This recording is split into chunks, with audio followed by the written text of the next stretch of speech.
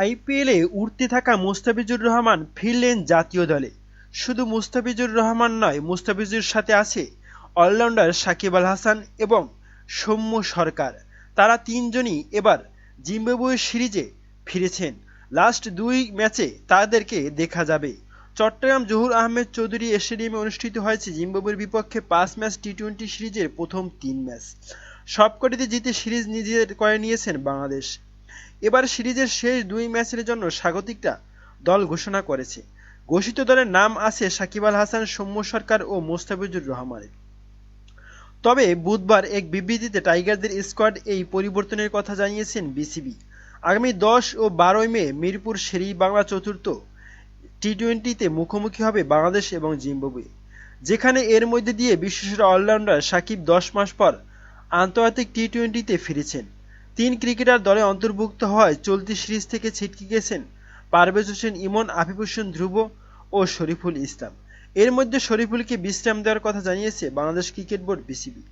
বাকি 2 ক্রিকেটার স্কোয়াডে থাকলেও সিরিজের কোনো ম্যাচে তাদের খেলা হয়নি। আইপিএল থেকে ফেরার পর মুস্তাফিজকে বিশ্রাম দেওয়া হয়, ডিপিএল খেলতে সাকিবকে ছুটি দেওয়া হয় এবং চোটের জন্য পুনর্বাসনের কারণে দলে ছিলেন না সৌম্য। অবশেষে তাদের 3 জনকেই দলে ফেরানো হলো। তবে টি-20 বিশ্বকাপের আগে ঘরের মাঠে টাইগারদের সর্বশেষ আন্তর্জাতিক সিরিজে এটি ইতিমধ্যে স্বাগতিকরা সিরিজ নিশ্চিত করে ফেলায় শেষ 2 ম্যাচ হয়ে গেছে অনেকটা আনুষ্ঠানিকতা রক্ষার লড়াই। তবে মিরপুরে আগামী 10ই মে চতুর্থ টি-20 শুরু হবে বাংলাদেশের সময় সন্ধ্যা 6টায়। 12ই মে সকাল 10টায় পঞ্চম ও শেষ টি-20 শুরু হবে। তবে শেষ 2 টি-20তে বাংলাদেশের স্কোয়াডটা একবার দেখে নেওয়া যাক। নাজমুল হোসেন শান্ত অধিনায়ক, লিটন কুমার দাস, তানজিম হাসান তামিম, সাকিব আল হাসান, তাওহিদ হৃদয়, মাহমুদুল্লাহ রিয়াদ, তবে জাকের আলী অনিক, শেখ মেহেদী হাসান, রিশাদ হোসেন, তাসকিন আহমেদ, মুস্তাফিজুর রহমান, তানজিম হাসান সাকিব, সৌম্য সরকার, তানভীর ইসলাম ও মোহাম্মদ সাইফুদ্দিন।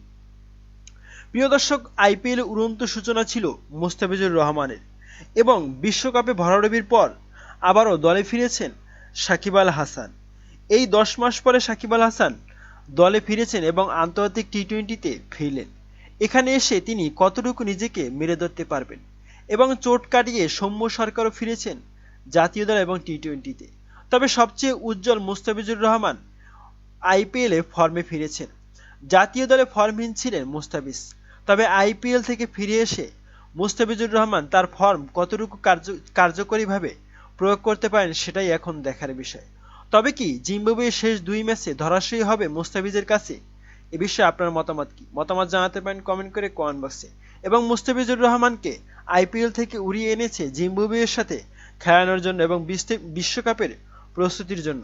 তবে কি এটা ঠিক করেছে বাংলাদেশ ক্রিকেট বোর্ড বিসিবি নাকি ঠিক করেনি? জানাতে পারেন কমেন্ট করে কমেন্ট বক্সে। ধন্যবাদ।